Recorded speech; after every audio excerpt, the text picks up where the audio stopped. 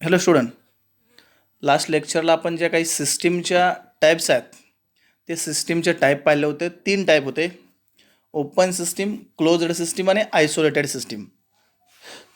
तर आजच्या लेक्चरमध्ये आपण स्टेट फंक्शन आणि पाथ फंक्शन पाहतोय.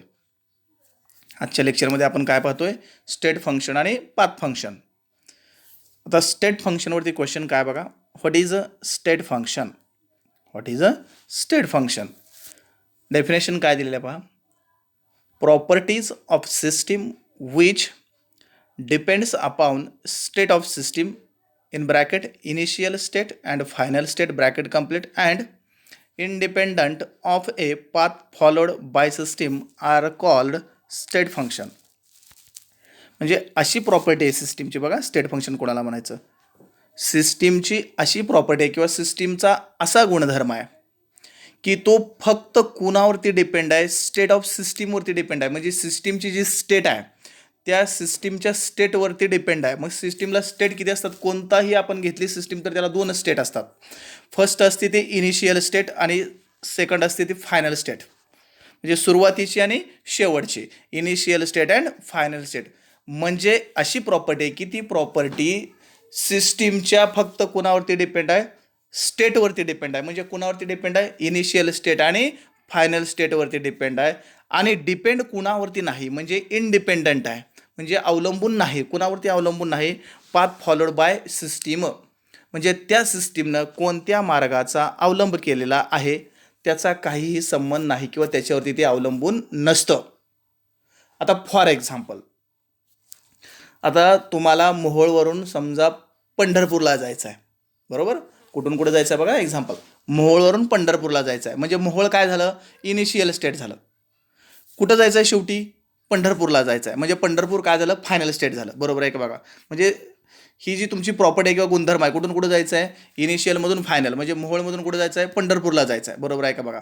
मग फक्त कुणावरती डिपेंड आहे म्हणून सांगितलं आहे? मोहोळवरून कुठं जायचं आहे? पंढरपूरला जायचं आहे. म्हणजे कशावरती डिपेंड असेल? फक्त मोहोळ आणि पंढरपूर, इनिशियल स्टेट आणि फायनल स्टेट.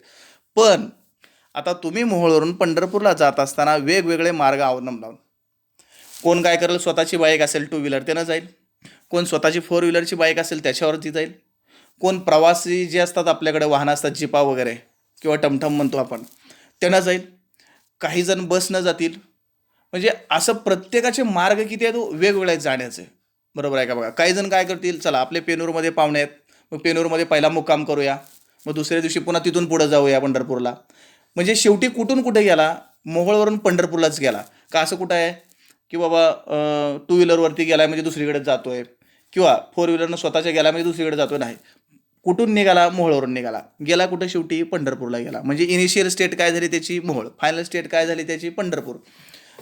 म्हणजे फक्त हे डिपेंड कोणावरती आहे? इनिशियल स्टेट आणि फायनल स्टेटवरती. कोणत्या मार्गाचा त्यानं अवलंब केला याचं मात्र काही देणं घेणं नाही. एखादा वारकरी आहे, मोहोळवरून निघाला आणि पंढरपूरला जायचं आहे, विठ्ठलाकडे जायचं आहे, पांडुरंगाकडे जायचं आहे. कसा जाणार आहे? चालतच जाईल ना शेवटी तो. पण शेवटी कुठं गेला तो? पंढरपूरलाच गेला ना. कुठून निघाला? मोहोळवरूनच निघाला. म्हणजे त्यानं कोणता मार्ग अवलंबला हे नाही बघायचं. फक्त काय बघायचं आहे आपण? तो कुठून निघाला आणि कुठं गेला. म्हणजे कुणावरती डिपेंड आहे? फक्त इनिशियल स्टेट आणि फायनल स्टेटवरती डिपेंड असतं.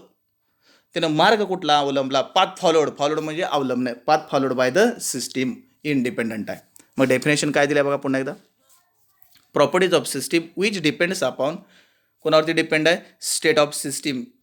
कुठले स्टेट आहेत? ब्रॅकेटमध्ये दिले, initial state and final state. And independent of, अवलंबून नाही. कुणावरती अवलंबून नाही? Path followed by system are called state function. State म्हणलंय, state याचा अर्थ काय? 2 स्टेट आहेत ना आपल्याकडे, इनिशियल स्टेट आणि फायनल स्टेट. मग कुणावरती डिपेंड असणार आहे? इनिशियल स्टेट आणि फायनल. जे स्टेटवरती डिपेंड आहे ते स्टेट फंक्शन, आणि जे पाथवरती डिपेंड असतं, बघा काय म्हणतो याच्या पुढचा कन्सेप्ट आहे, ते पाथवरती डिपेंड आहे ते पाथ फंक्शन. त्याच्यामध्ये स्टेटचा काही संबंध नसणार आहे. आता याला स्टेट फंक्शन का म्हणलं? फक्त इथं कुणावरती डिपेंड असणार आहे? स्टेटवरती डिपेंड आहे म्हणून स्टेट फंक्शन आहे. पुढं काय माहिती आहे बघा आपल्याला. Let P1 pressure, P1 volume, T1 temperature. आता हे 1 आहे म्हणजे इनिशियल स्टेट, सुरुवातीचं आहे. P म्हणजे प्रेशर आहे, V म्हणजे व्हॉल्यूम आहे, T म्हणजे टेम्परेचर आहे. त्याला 1 1 1 म्हणलं म्हणजे इनिशियल स्टेटचं आहे. सेम असंच घेतलं बघा इथं. P2 V2 T2. हे सगळं काय प्रेशर व्हॉल्यूम टेम्परेचर 2 नंबरचं आहे. म्हणजे काय म्हणणार आहे आपण ॲट फायनल स्टेट. एक इनिशियल स्टेटचं आहे तर दुसरं फायनल स्टेटचं आहे. मग आपला कुठून कुठं जायचं आहे, समजा P1 मधून P2 मध्ये जायचं आहे. आपण इथं एकत्र दाखवलं आहे बघा इथं. P1 मधून आपल्याला कुठं जायचं आहे, P2 मध्ये जायचं आहे. P1 मधून कुठं जायचं आहे, V2 म्हणजे इनिशियल. हे सगळे काय आहेत आपल्याकडे, इकडच्या बाजूचे असणारे लेफ्टचे इनिशियल आहेत, हे राईटचे असणारे काय आहेत आपल्याकडे फायनल आहेत. म्हणजे आपला कुठून कुठं जायचं आहे, इनिशियलमधून फायनलमध्ये जायचं आहे. बरोबर आहे का बघा, या इनिशियलमधून या फायनलमध्ये आपल्याकडे जायचं आहे. म्हणजे फक्त यासाठी मार्गाचा कोणत्या अवलंब केला याचं काही देणं घेणं नाही. फक्त डिपेंड कोणावरती आहे, या इनिशियल स्टेट आणि फायनल स्टेटवरती आहे. म्हणजे P1चं P2, P1चं V2, T1चं T2, N म्हणजे नंबर ऑफ मोल्स.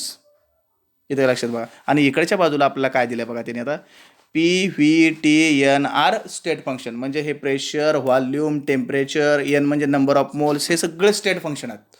का स्टेट फंक्शन आहे? समजा तुम्हाला असं विचारलं, volume is a state function explain, काय उत्तर लिहिणार तुम्ही? स्टेट फंक्शनची फक्त डेफिनेशनच काय लिहायचं मग.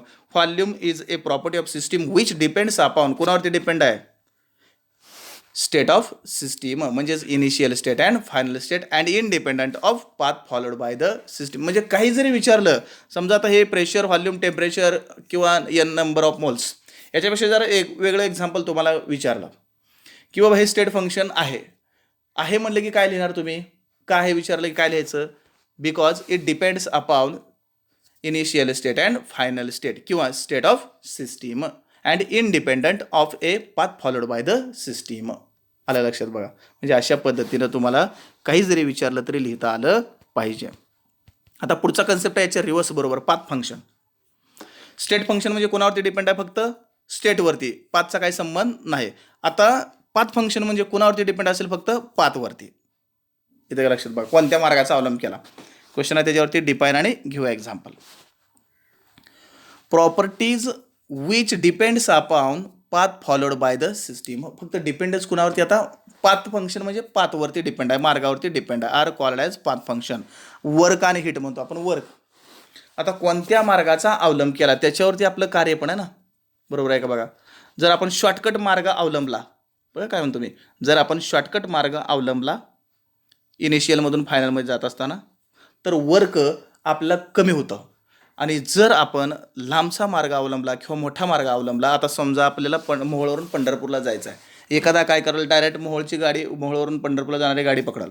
एखादा काय करेल, सोलापूरला जाईल आणि सोलापूरवरून पुन्हा पंढरपूरला येईल उलटं. शेवटी कुठून कुठे गेला? मोहोळवरून सोलापूर, सोलापूरवरून पंढरपूर. म्हणजे शेवटी ठिकाण कुठं झालं? इनिशियल काय झालं त्याचं? मोहोळ. फायनल काय झालं त्याचं? पंढरपूर. पण त्यानं मार्ग काय केला? चेंज केला. म्हणजे या दोन्ही मार्गातलं डायरेक्ट मोहोळवरून पंढरपूरला जाणे आणि मोहोळवरून सोलापूरला आणि सोलापूरहून मंगळवेढा मार्गे पंढरपूरला जाणं, हे दोन्ही पण मार्ग आहेत जाण्याचे. किंवा एखाद्याला वाटेल आम्हाला इकडून मोहोळवरून कुठं इकडे शेटपळला वगैरे जायचं आहे, इंदापूर, टेंभुर्णीला, आणि तिकडून पंढरपूरला यायचं आहे, तसंही येऊ शकतं. एखाद्याला वाटतं मोहोळवरून समजा आमचे कुठंतरी इकडं पाटकुल वगैरे आतमधल्या भागामध्ये पाहुणे आहेत, तिकडं जाऊन तसं जाऊया. हे सगळे वेगवेगळे मार्ग आहेत. पण जो शॉर्टकट मार्ग आहे, जवळचा आहे, तिथलं वर्क कमी असेल आणि जो मार्ग जास्त लांबचा आहे तिथलं वर्कसुद्धा जास्त असेल. म्हणजे हे डिपेंड कोणावरती आहे? वर्क ही प्रॉपर्टी डिपेंड कोणावरती आहे? मार्गावरती. म्हणजे जवळचा मार्ग अवलंबला की वर्क काय होतं? कमी. आणि लांबचा मार्ग अवलंबला की वर्क जास्त होतं. म्हणजे वर्क ही काय? Path function. का पाथ फंक्शन आहे? कोणावरती डिपेंड आहे? Path followed by the system. आलं लक्षात बघा. आता क्यू म्हणजे हिट. हिट म्हणजे थोडक्यात एनर्जी. ही सुद्धा काय आपल्याला, जेवढा मार्ग कमी तेवढी एनर्जी किंवा हिट कमी, आणि जेवढा मार्ग लांबचा असेल तेवढं, म्हणजे वर्क जेवढं जास्त असेल तेवढी हिटसुद्धा जास्त असणार आहे. म्हणजे दोनच प्रॉपर्टी आहेत, वर्क आणि हिट. म्हणजे डब्ल्यू आणि क्यू हे पाथ फंक्शन आहेत. जर असा क्वेश्चन विचारला, work is a path function, explain why, काय लिहिणार तुम्ही? Because work depends upon path followed by the system. आलं लक्षात बघा. म्हणजे स्टेट फंक्शन म्हणजे काय लिहायचं? इनिशियल स्टेट आणि फायनल, म्हणजे स्टेटवरती डिपेंड असतं म्हणून त्याला स्टेट फंक्शन, आणि जे पाथवरती डिपेंड असतं ते पाथ फंक्शन. आलं लक्षात. पुढचा पॉईंट आहे आपल्याकडं प्रोसेस. पुढचा पॉईंट आहे आपल्याकडं प्रोसेस. आता बऱ्याच वेळा शब्द पण ऐकलाय तुम्ही, प्रोसेस म्हणजे प्रक्रिया. प्रोसेस म्हणजे प्रक्रिया. सिस्टीम आणि प्रोसेसमध्ये फरक काय तुम्हाला सांगतो. बऱ्याच वेळा तुम्ही हे दोन्ही पण शब्द उच्चारता. अशी काय सिस्टीम असते का, किंवा ही काय यांची प्रोसेस झाली का?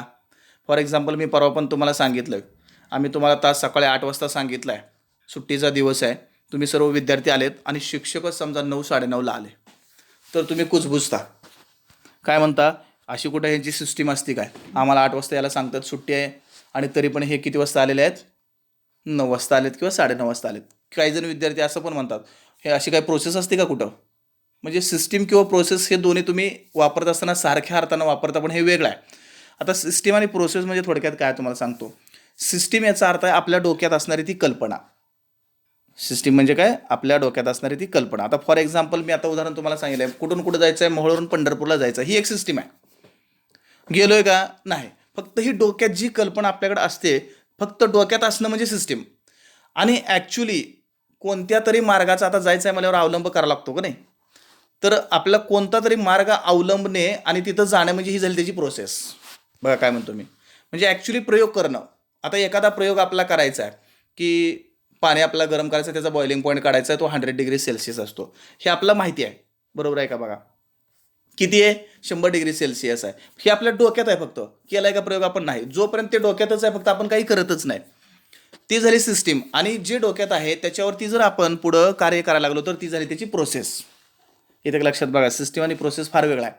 जोपर्यंत फक्त डोक्यात आहे विचार, तो विचार फक्त डोक्यातच असणं म्हणजे सिस्टीम. आणि त्या विचाराचा वापर पुढं जाऊन करणे ॲक्च्युली, तर तो झाली त्याची प्रोसेस.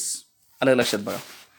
मग आता इथं काय बघा, प्रोसेस म्हणजे थोडक्यात मग काय, आपल्याला मोहोळवरून आता पंढरपूरला जायचं आहे म्हटलं, कोणत्या तरी मार्गाचा आपल्याला वापर करावा लागतो. म्हणजे ट्रान्झिशन म्हणतो आपण. ट्रान्झिशन म्हणजे एका ठिकाणाहून दुसऱ्या ठिकाणी जाणे. कुठून कुठं जायचं आहे? One state to another state. म्हणजे एका स्टेटमधून दुसऱ्या स्टेटमध्ये जाणं. आधी डोक्यात काय फक्त आपल्याकडं सिस्टीम आहे की तिथून तिथं जायचं आहे. आणि ॲक्च्युली एका स्टेटमधून दुसऱ्या स्टेटमध्ये आता आपण गेलो किंवा जायचं आहे, तर त्यासाठी जो आपण मार्ग अवलंबतो तो मार्ग म्हणजे प्रोसेस आहे.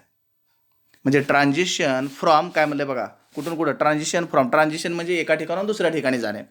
One state to another state is called as process. म्हणजे चाललाय तो आता, म्हणजे गेला. आलं लक्षात बघा. आणि अगोदर फक्त डोक्यात काय, आपल्याला मोहोळवरून पंढरपूरला जायचं आहे, म्हणजे इनिशियलमधून फायनलला जायचं आहे, एवढंच फक्त डोक्यात आहे. आणि ॲक्च्युली तो आता चाललाय म्हणजे प्रोसेस करतोय त्याच्यावरती, त्याला काय म्हणायचं? प्रोसेस. Transition from. ट्रान्झिशन म्हणजे चाललाय पुढं, कुठून कुठे चाललाय, एका ठिकाणाहून दुसऱ्या ठिकाणी जाणे. कुठं? One state to another state is called as process. म्हणजे सिस्टीम वेगळे, प्रोसेस वेगळे. सिस्टीम म्हणजे फक्त डोक्यात असणं आणि ते डोक्यात जो विचार आहे त्याच्यावरती एखादं कार्य करणं किंवा त्याला आपण म्हणतो प्रोसेस करणं, म्हणजे ती झाली त्याची प्रोसेस.